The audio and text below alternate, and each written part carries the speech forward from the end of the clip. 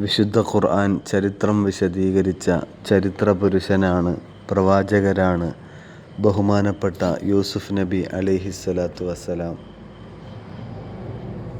ബഹുമാനപ്പെട്ട യാക്കൂബ് നബി അലൈഹിസ്സലാത്തു വസ്സലാമിന് റാഹില എന്ന ഭാര്യയിലുണ്ടായ രണ്ടാൺമക്കളാണ് യൂസുഫ് നബി അലൈഹിസ്സലാമും ബിന്യാമീൻ എന്നവരും. ലിയ എന്ന ഭാര്യയിലുണ്ടായ 10 ആൺമക്കളുണ്ട്. അതിൽ മൂത്ത പുത്രനാണ് യഹൂദ എന്ന മകൻ.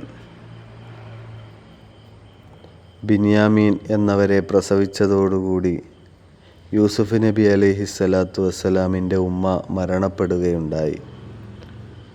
അതിനാൽ ആ ഉമ്മ മരിച്ച പൈതലുകളോട് പിതാവാകുന്ന യാക്കൂബ് നബി അലൈഹിസ്സലാത്തു വസ്സലാമിന് പ്രത്യേകമായ ഒരു വാത്സല്യമുണ്ടായിരുന്നു. അത്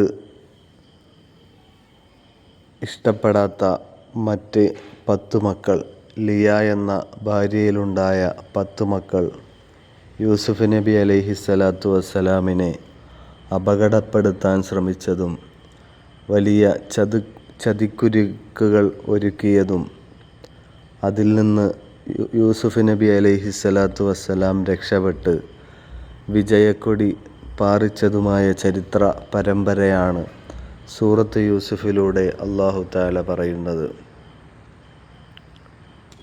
ഇസ്ഹാഖ് നബി അലൈഹിസ്സലാത്തു വസ്സലാമിൻ്റെ ഇരട്ട പുത്രന്മാരിൽ ഒരു പുത്രനാണ് യാക്കൂബ് നബി അലൈഹിസ്സലാത്തു വസ്സലാം. ഇരട്ടക്കുട്ടികൾ ആയതിനാൽ ഐസ് എന്ന പുത്രന് പുറമെ ഉടനെ പ്രസവിക്കപ്പെട്ട പുത്രനാണ് യാക്കൂബ് നബി അലൈഹിസ്സലാത്തു വസ്സലാം. അഖിബ എന്നാൽ ഉടനെ വന്നു എന്നാണർത്ഥം. ആ അർത്ഥത്തിലാണ് യാക്കൂബ് നബി അലൈഹിസ്സലാത്തു വസ്സലാമിനെ യാക്കൂബ് എന്ന പേര് ജനങ്ങൾ ഇട്ടതാണ്.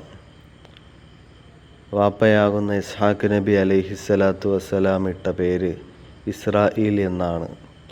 അത് അബ്റാനി ഭാഷയിലാണ് ഇസ്രായീൽ എന്ന നാമകരണം. ഇസ്രായീൽ എന്ന് പറഞ്ഞാൽ അബ്ദുള്ള, അള്ളാഹുവിൻ്റെ അടിമ എന്നാണ് അർത്ഥം. യാക്കൂബ് നബി അലൈഹിസ്സലാത്തു വസ്സലാമിൻ്റെ ഉമ്മയാണ് റഫ്ആൽ ബീബി. അപ്പോൾ ഇസ്ഹാഖ്, റഫ്ആൽ ദമ്പതികളിലാണ് യാക്കൂബ് അലൈഹിസ്സലാത്തു വസ്സലാമും ഐസ് എന്ന വ്യക്തിത്വവും ജനിക്കുന്നത്. ആ യാക്കൂബ് നബിയുടെ മകനാണ് അല്ലെങ്കിൽ മക്കളാണ് ലിയ എന്ന ഭാര്യയിലുണ്ടായ 10 മക്കളും റാഹില എന്ന ഭാര്യയിലുണ്ടായ 2 മക്കളും.